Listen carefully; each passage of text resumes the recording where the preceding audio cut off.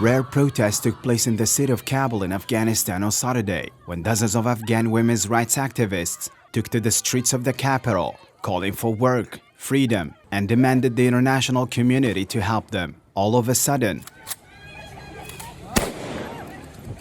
the scene almost turned violent when Taliban security forces fired warning shots in the air to disperse the protests. However, there were no reports of injuries.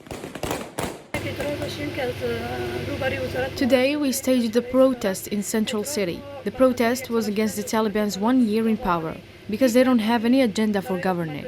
Girls' schools are still closed. Women are being fired from their jobs for no reason.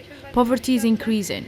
So for all good reasons, we were protesting. Our protest turned violent as the Taliban started shooting warning shots in the air, and they even detained some of the female protesters. There were around 20 to 30 Taliban firing warning shots to disperse the protest.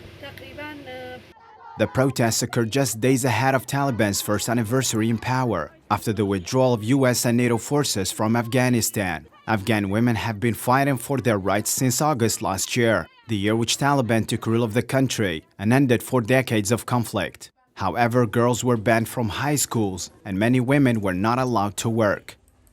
Billions of dollars in aid have been cut off from the country, the latter plunged into a major humanitarian crisis, which paralyzed the economy due to these sanctions, and the most affected ones are ordinary Afghan families.